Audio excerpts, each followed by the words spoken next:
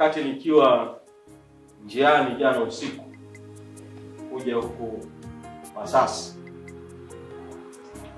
nikapewa taarifa kwamba kwenye mitandao ya kijamii kuna kauli ya msajili wa vyama vya siasa na kwamba amempa katibu mkuu wa Chadema wiki moja ili katibu mkuu atoe majibu juu ya barua ambayo ameandikiwa na mwanachama mmoja wa Chadema kuhusu uhalali wa kikao cha baraza kuu la chama tarehe 22 mwezi Januari mwaka 2025 kilichothibitisha uteuzi wa katibu mkuu wa chama, naibu katibu wakuu na wajumbe wa kuteuliwa wa kamati kuu ya chama. Na msajili wa vyama vya siasa amelizungumza jambo hili kwenye vyombo vya habari. Na kwa sababu amelizungumza kwenye vyombo vya habari,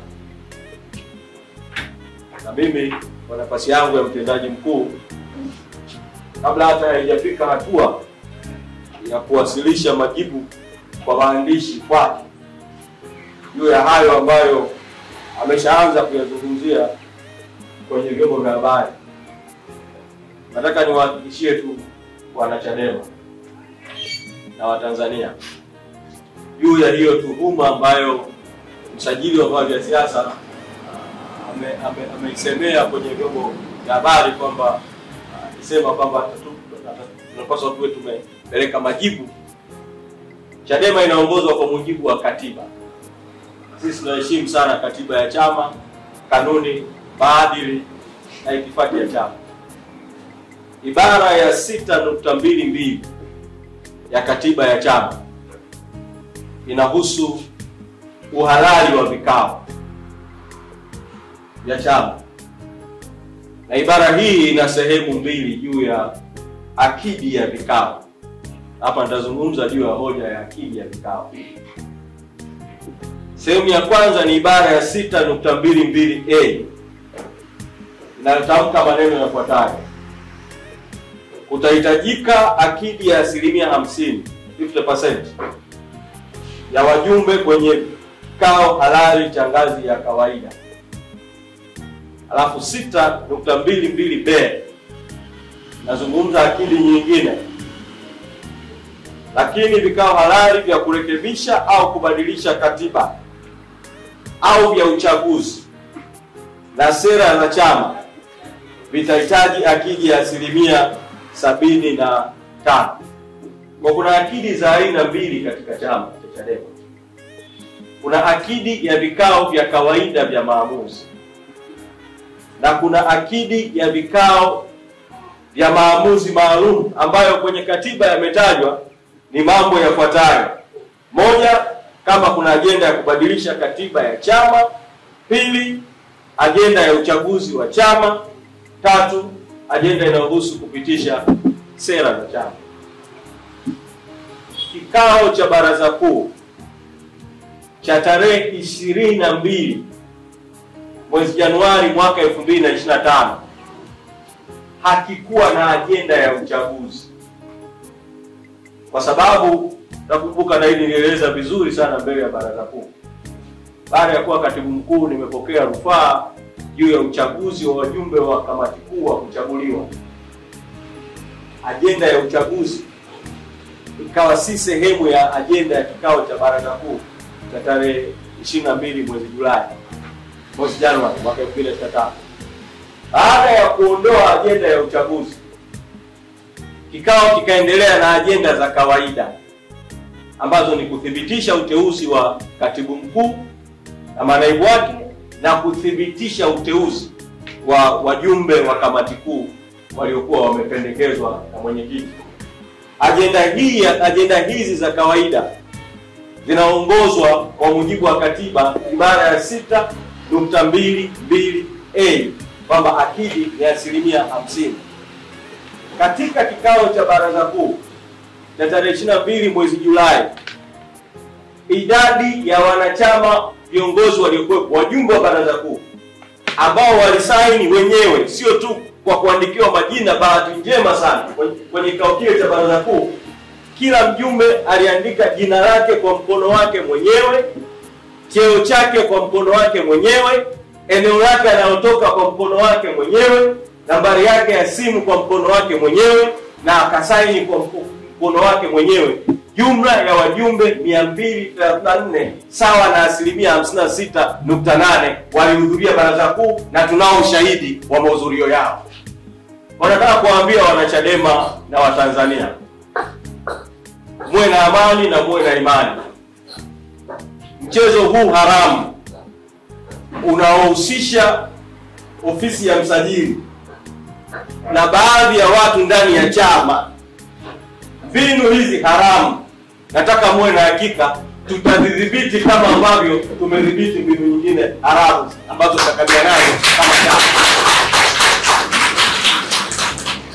Na nilisema awali kabisa jambo hili lilipojitokeza kwamba mambo haya yanafanyika kutaka kukitoa chama kwenye ajenda kuu ya chama, na ajenda kuu kwa kweli ya taifa ya no reforms no election, bila mabadiliko hakuna uchaguzi. Kwa wanachadema kote nchi nzima na Watanzania, msikubali kuondolewa kwenye ajenda kuu. Tuendelee na mapambano ya no reforms no election, bila mabadiliko hakuna uchaguzi. Na kwa msajili wa vyama vya siasa, kwa kuwa ameamua kuzungumza na vyombo vya habari, ofisi yake imeamua kuzungumza na vyombo vya habari, msajili wa vyama vya siasa awaeleze Watanzania. Sisi Chadema tunaheshimu katiba yetu, lakini msajili huyu ni mteule wa watawala. Awaeleze Watanzania alikuwepo kwenye mkutano mkuu wa CCM wakati CCM inakiuka katiba ya CCM kwenye kumpitisha mwenyekiti wa CCM Rais Samia kuwa mgombea urais pekee, kwenye kumpitisha mgombea mwenza wa urais. Msajili wa vyama vya siasa alikuwepo, ofisi yake ilikuwepo kwenye hicho kikao. Awaeleze Watanzania ni hatua gani mpaka sasa msajili wa vyama vya siasa amechukua dhidi ya CCM na Rais Samia na viongozi wengine wa CCM kwa matendo yaliyofanywa na Dodoma. Na msajili huyu wa vyama vya siasa, kwa kuwa ameamua kujitokeza mbele ya vyombo vya habari, awaeleze vile vile Watanzania na ajitokeze aseme ni hatua gani amechukua dhidi ya CCM baada ya msemaji wa CCM kutoa tuhuma za uongo na za hatari kwa kweli, zenye kuvunja sheria na kuzua taharuki, kwamba kampeni ya Chadema ya tone tone ya kukusanya michango ambayo Watanzania wote tunaomba muendelee kuiunga mkono, CCM imetoa madai ya uongo kwamba Chadema inachangisha fedha kwa ajili ya kwenda kununua virusi vya Ebola na Mpox na mambo mengine yanayoshabihiana na haya. Sasa madai haya ya uongo, msajili wa vyama vya siasa anafahamu kwamba nilikwisha mtumia hiyo video ya Amos Makala. Msajili ajitokeze mbele ya Watanzania aeleze amechukua hatua gani dhidi ya Amos Makala na CCM kwa kutoa tuhuma hizi za uongo. Msajili wa vyama vya siasa aseme mbele ya vyombo vya habari ametoa siku ngapi kwa Amos Makala kujieleza na hatua zipi ambazo amechukua juu ya Amos Makala. Kwa Watanzania wote nasisitiza kwamba tujikite kwenye ajenda kuu ya taifa. No reforms, no election. No reforms, no election. No reforms, no election. No reforms, no election. Tuna sababu nyingi sana za kusema kwa nini bila mabadiliko hakuna uchaguzi.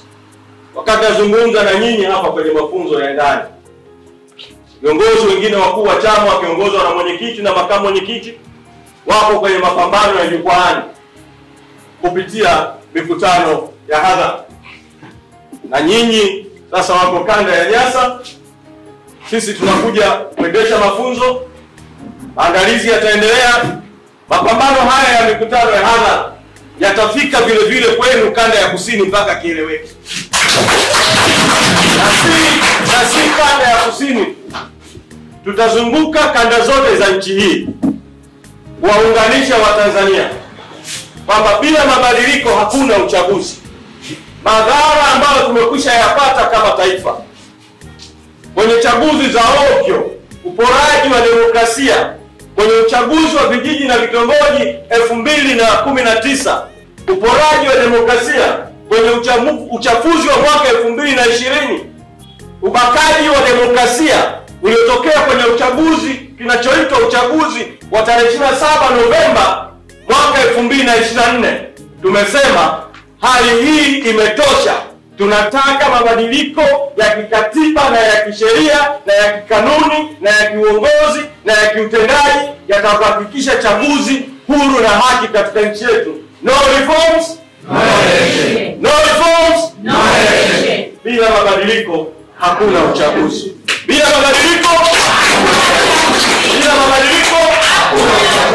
Kwa hiyo msajili na wote wanaotumika, tunataka kwanza, kama ofisi ya msajili ingekuwa inazingatia sheria, inazingatia mamlaka ya ofisi ya msajili, ofisi ya msajili wa vyama vya siasa ambayo inajiita eti ndio walezi wa demokrasia, eti ndio walezi wa vyama vya siasa, ofisi hii ndio ingekuwa mstari wa mbele kuungana na Chadema katika no reforms no election. Badala yake ofisi hii inatumika kama kichaka cha kuishambulia Chadema. Sasa sisi tutajibu mashambulizi. Naendesha mafunzo hapa, narejea Dar es Salaam, bado na safari ya kwenda kuendesha mafunzo kanda ya kati, kwa maana ya mikoa ya Dodoma, Singida, Morogoro. Tutakwenda kanda kwa kanda kuendesha mafunzo. Lakini pamoja na kuendesha mafunzo, wakati tukiendelea na mafunzo, maelekezo, kukagua uhai wa chama kupitia vikao vya ndani, timu zingine zinaendelea na mashambulizi kupitia mikutano ya hadhara, pamoja na kuwa kwenye mzunguko huo mikoani. Lakini tuhakikishie tu wana Chadema kwamba jitihada hizo zinazoendelea kufanywa tutazidhibiti kwa haki kabisa kwa kuzingatia katiba, kanuni, maadili, itifaki ya chama na mwelekeo wa chama kwa ujumla. Asanteni sana, nimefungua mafunzo haya. Sitaki kutoa hotuba ndefu ya ufunguzi ili tujikite zaidi katika mafunzo. Kwa mafunzo haya yamefunguliwa rasmi. Asanteni sana.